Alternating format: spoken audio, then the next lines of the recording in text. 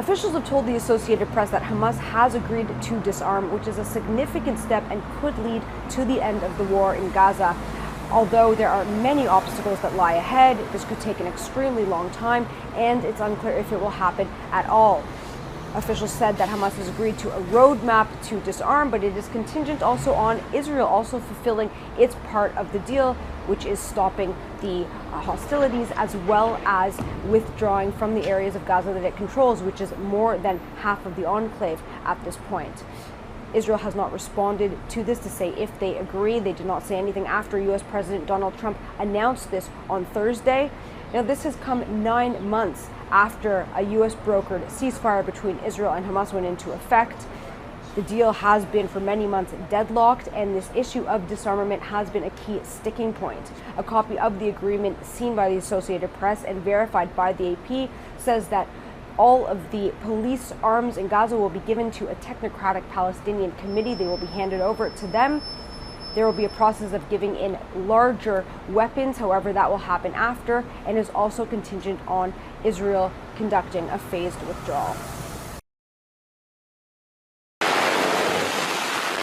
After more than 5 months of conflict, the U.S. and Iran are still in a pattern of back-and-forth strikes. President Trump told Fox News this morning the U.S. now engaged in a new round of heavy airstrikes on military targets. He says it will eventually bring the Iranians back to the bargaining table. It's going to be much more comprehensive, much more massive. It'll force, I believe, a pathway for the regime to collapse. But on Friday, Kuwait reported new Iranian airstrikes on bases there. The Iranians say they were targeting American military facilities in retaliation for the recent U.S. airstrikes. It is part of a broader Iranian strategy to widen the war and destabilize the region. The Iranian strategy at this moment is to demonstrate to the United States that they would externalize the pain and even escalate into new territory. Iran is also signaling they are not willing to budge on the two key sticking points, giving up its nuclear program and reopening the Strait of Hormuz. The situation in the Strait of Hormuz hasn't changed at all. It's still closed because of acts of aggression by the U.S. And while diplomats are still working to get a ceasefire in place, some experts are saying the Iranian military is now calling the shots. I think the civilian form of government within Iran is completely inept at this point. Iran has been weakened, but it has also allowed them to become a deeper military-run state. President Trump says the new rounds of airstrikes will last several days. In Tel Aviv, Steve Harrigan, Fox News. As President Trump's pick for Attorney General stalls in the Senate, he now says he may pull Todd Blanche's nomination entirely until after the midterms. The president, writing on Truth Social Thursday, quote, "I have no objection to temporarily withdrawing Todd's name if they do not do the right thing and putting him back after Cornyn and Tillis are out of office." Are they holding things up? Well, everybody has a right. John Cornyn and Tom Tillis are the two GOP senators standing in the way, and a no vote from either one tanks Blanche's nomination. The reason behind the protest goes back to the Justice Department's controversial settlement agreement between President Trump and the IRS that also shields Trump from audits. For all of the affiliated organizations for the president and his family, which I understand could go and range into the hundreds. That agreement also includes future tax immunity, and Tillis suggested it's not the president who's fighting for it. This is not about Blanche. Blanche is negotiating in good faith. We have somebody else in the way. Both lawmakers also want confirmation the DOJ's proposal for a $1.8 billion weaponization fund is truly dead. They need to put that in writing so it's enforceable, and so far they have been unwilling to do that. This reveals how deep the corruption is around this weaponization fund, that Trump absolutely refuses to let Blanche sign the document that would actually kill it. Both Cornyn and Tillis are leaving office in January, and Trump has suggested he would keep Blanche on as acting Attorney General until then. In New York, Caroline Elliott, Fox News. Progressive Democrats have seen major electoral victories across the country amid growing frustrations around inequality and affordability. We have done it.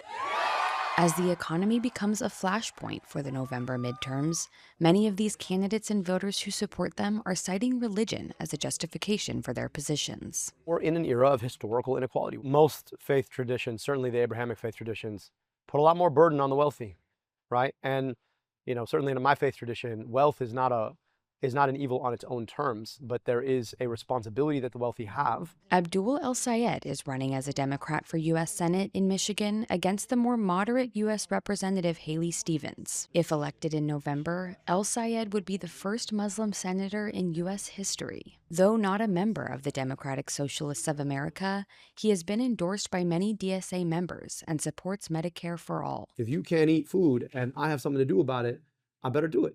If you don't have a roof over your head and I can do something about it, I better do it. Republicans have repeatedly decried the progressive wing of the party as communists devoid of religion. These ruthless communists will attack all religions, but in particular Christianity. They're godless communists. All communists are godless. They don't believe in God. But experts say those associations aren't sticking for younger generations. Changing the Pledge of Allegiance to say, under God, that was added in the height of the Cold War, where we were trying to distinguish about how we're American, exceptional, and Christian. The other side is godless. For Gen Z voters, I think for a lot of millennials, they have really no connotation, I think, of the religious dimensions there. You ignored foreseeable harm. You failed to act in a certain way. The father of a Georgia teenager who killed 2 students and 2 teachers at his high school will spend the next 15 years behind bars. A judge sentenced 55-year-old Colin Gray yesterday on second-degree murder and other charges after he admitted to gifting his son the assault rifle used in the attack. Your negligence didn't arise in an instant. It was repeated day after day. Prosecutors say Gray gave his son the weapon months after police came to their home because the teenager threatened to shoot up an elementary school.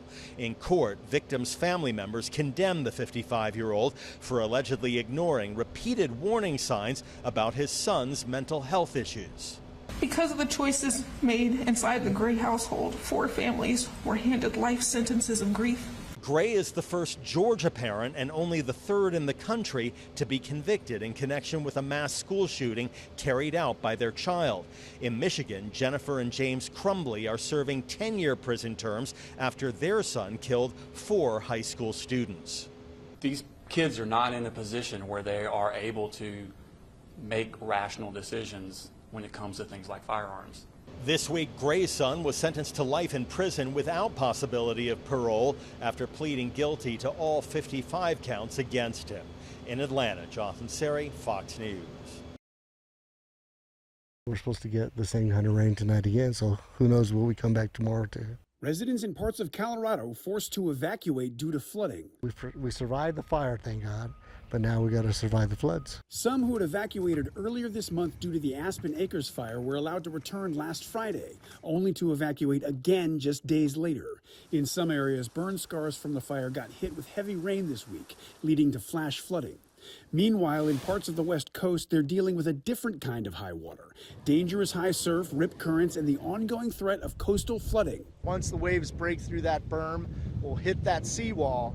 And then they fortified the seawall. Southern California is also sweltering under an unusually long heat wave. The hotter things are, the more people are at risk. The Golden State is one of many in the western U.S. facing a strong heat dome this weekend. Around 40 million people are under heat alerts, and at least 12 states could see new record highs. The soaring temperatures are affecting people overseas as well, with Europe facing its 4th heat wave of the summer. Those high temperatures exacerbating massive wildfires. The flames have forced hundreds of thousands of people from their homes. This is a house my parents bought 35 years ago. All their hard work, all their effort is here, and now it's all burned. I'm Reed Binion reporting.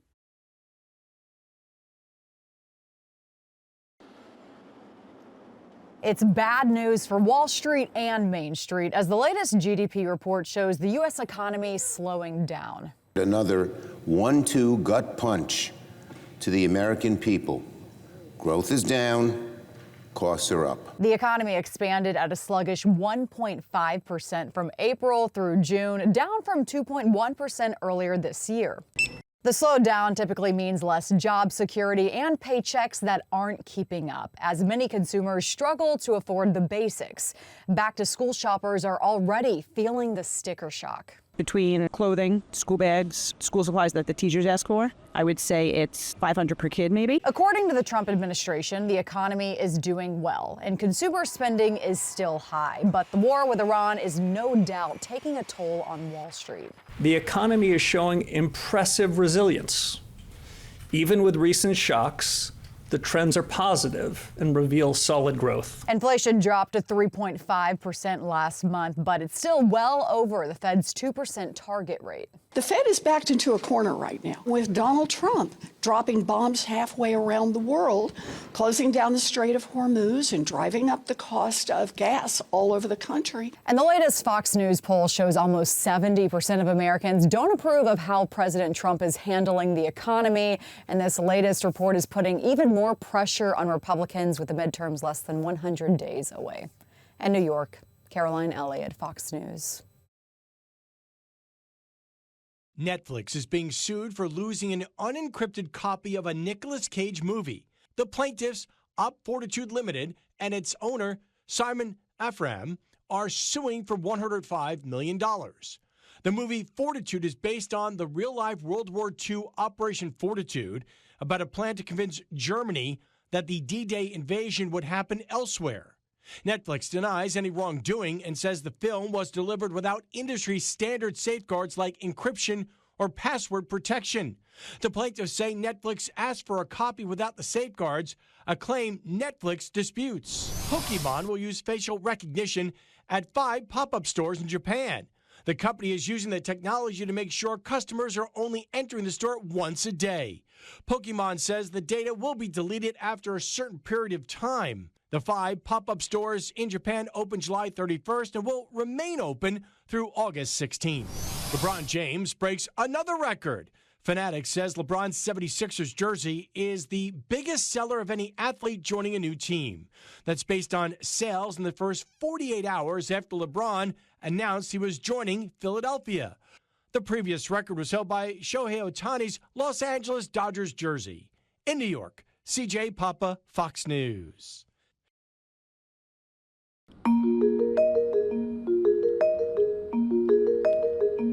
So I saw last week this workout that claims to give you abs in 15 minutes, and obviously I was intrigued. It's something to do with electricity and this like wetsuit looking thing. I found a gym here in Doha where I can go and test it out, so I'm on my way to do that. We'll see what it's about. Hi, Jackie. Yes. Nice to meet you. I'm Antoinette. You too. Thank you. Welcome to Studio 11. Thanks for having me. This is a cool studio. I'm here to try an EMS suit. That stands for electrical muscle stimulation, and it's all over my feeds. Okay, I'm about to do this workout. Before testing this tech, I spoke with a physical therapist to try get an understanding of how electrical muscle stimulation actually works. Essentially, a machine sends electrical impulses through electrodes in the suit, resulting in involuntary muscle contractions. So where do we start today? What are we doing? Yeah, we're going to start by changing. All right, big reveal. Looking good. I've got the gym top on. Right, what next? Next, I'm going to prepare the suit for you. Okay. We're going to spray it with water. Yeah? Why are we doing that? It works with electricity, right? So we're going to place water in the electrodes for you to get the electric shock, basically. Okay, all right. Yes. So how much water are we talking? Damped. Okay. And that's why I'm wearing this, right? Yes, exactly. Yeah. It needs to be wet for the conduction of energy, basically. Yeah. Okay. Interesting. EMS has been used for fitness since the 70s, but has surged in popularity as people seek out new technology to boost performance.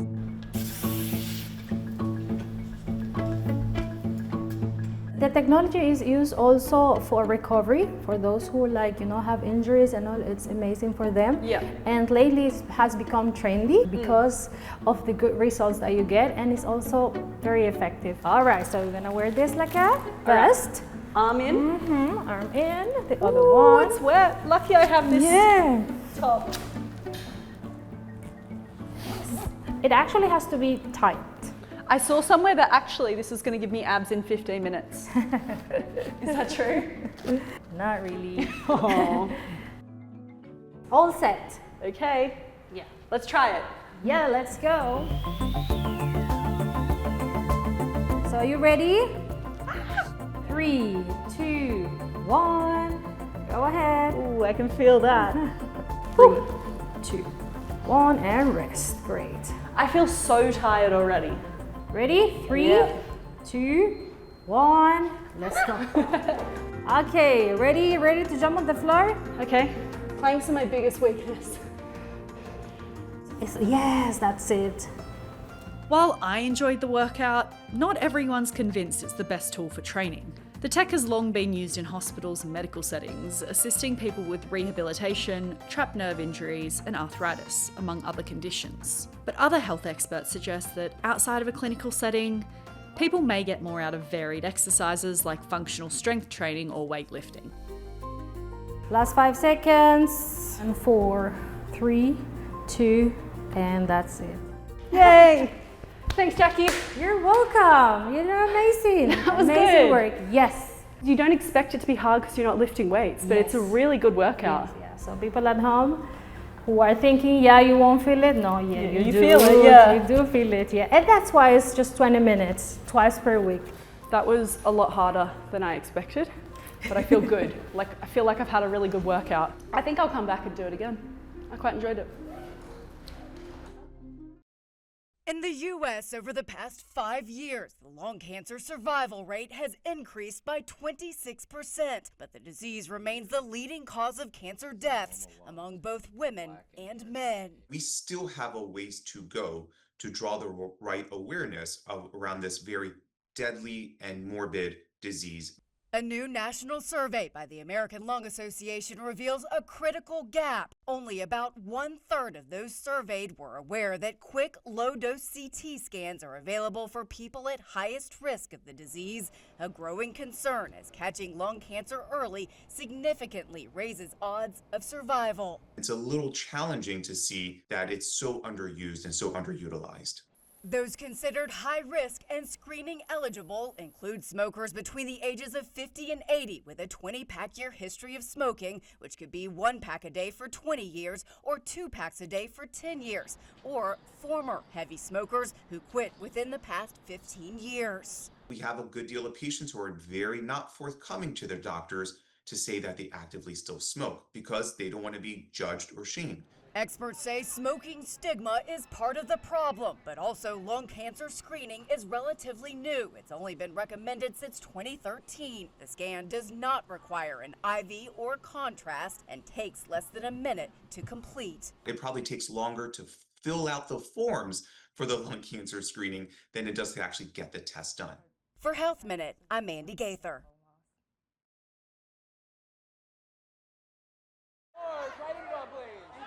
George and Amal Clooney say they've evacuated their home in southeastern France due to a wildfire nearby. The estate has become their primary residence. George wrote a letter to his town's mayor expressing the hope the other residents are safe and vowing to contribute to any needed rebuilding. Any news from Von Kobe? There is news, you'll be the first to know, unless you call me again, in which case I will never tell you. The news is not good for Wonder Man. Disney Plus has canceled the series after a single season, despite announcing a Season 2 renewal back in March. Star Yahya Abdul-Mateen II earned an Emmy nomination for lead actor in a comedy. Clueless star Alicia Silverstone is set to return as Cher Horowitz for a sequel series on Paramount+.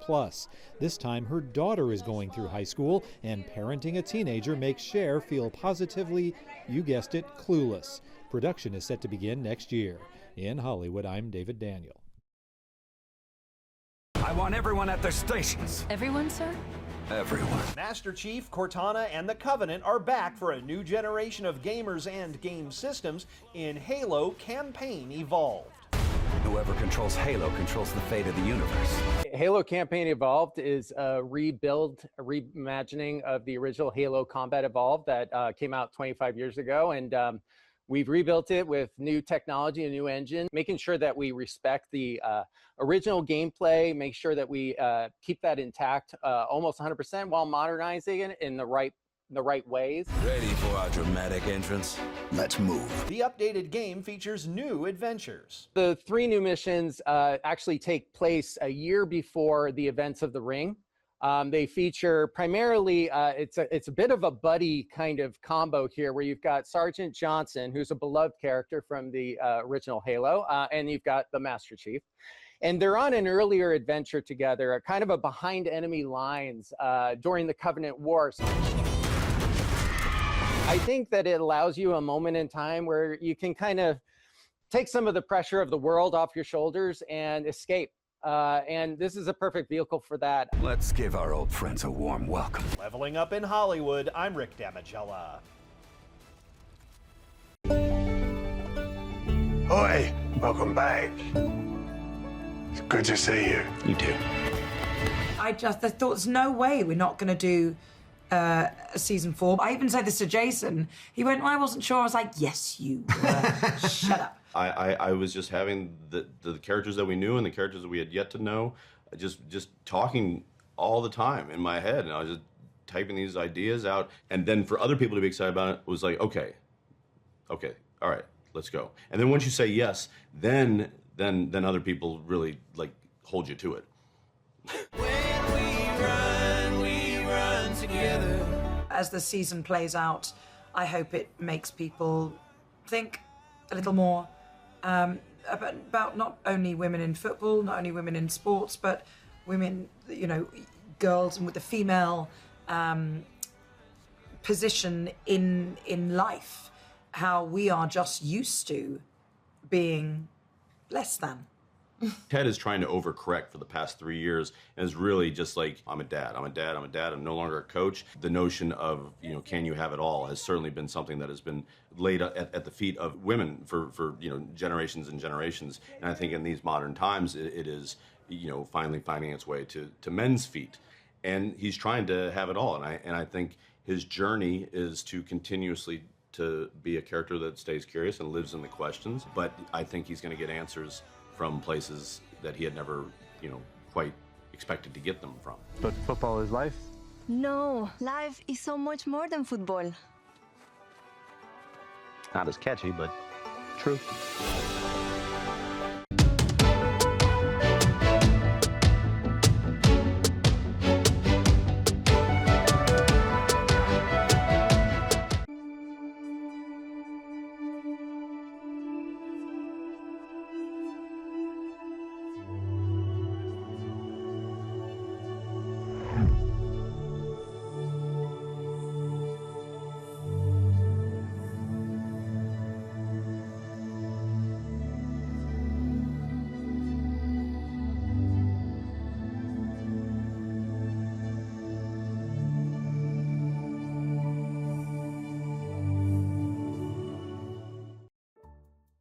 Residents of a Canadian town will soon breathe a sigh of relief and fresh air as a long-standing stinky problem is finally being dealt with. CBC reports the town of St. Mary's in the Newfoundland and Labrador province has lived with the putrid stench of rotting fish for years after a seafood sauce company closed in the early 2000s, leaving behind thousands of gallons of spoiled fish sauce. The town's mayor described the foul funk as the worst rotten fish smell of your life times 100.